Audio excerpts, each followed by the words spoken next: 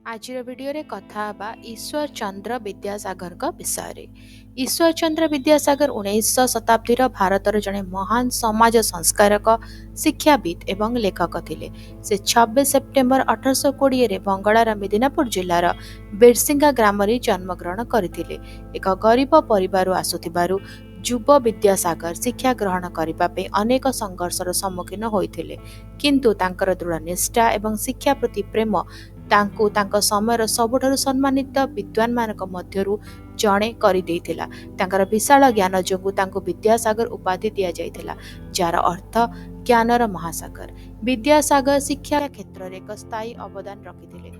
से बंगला वर्णमाला एवं व्याकरण को सरल एवं आधुनिक करथिले, जहाँ साधारण लोकंक पई पढ़िबा एवं लिखिबा सहज करथिला। से दृढ़ भाव विश्वास करुथिले जे शिक्षा महिला मानक समेत समस्त पई उपलब्ध हेबा उचित। जेतेबेले महिला शिक्षा को अवमानना करा जाउथिला, से झियो मानक पे अनेक स्कूल प्रतिष्ठा करथिले एवं समाज को महिला मानक समान शिक्षार्थी भाव में ग्रहण करने को उत्साहित करथिले।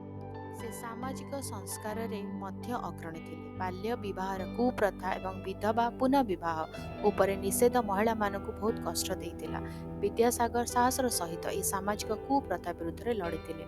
से 1856 विधवा पुनः विवाह आईन को समर्थन करथिले, जहाँ रक्षणशील गोष्ठीर कड़ा विरोध सत्वे विधवा मानक पुनः विवाह करिवार अधिकार देइथिला। तांकर प्रयास मानवता प्रति तांकर गभीर करुणा एवं न्याय पाई लड़िबार निर्भीक मनोभाव को दर्शाइथिला। वीडियोटी केमती लगिला मते कमेंट करके जणाइबो। जदि भलो लागिला वीडियोटी लाइक करदबो, वीडियो को सहित शेयर करो, चैनल को सब्सक्राइब कर बेल आइकन प्रेस कर ऑल नोटिफिकेशन को ऑन रखिता। तले रहूची देखाबा वीडियो रे। नमस्कार।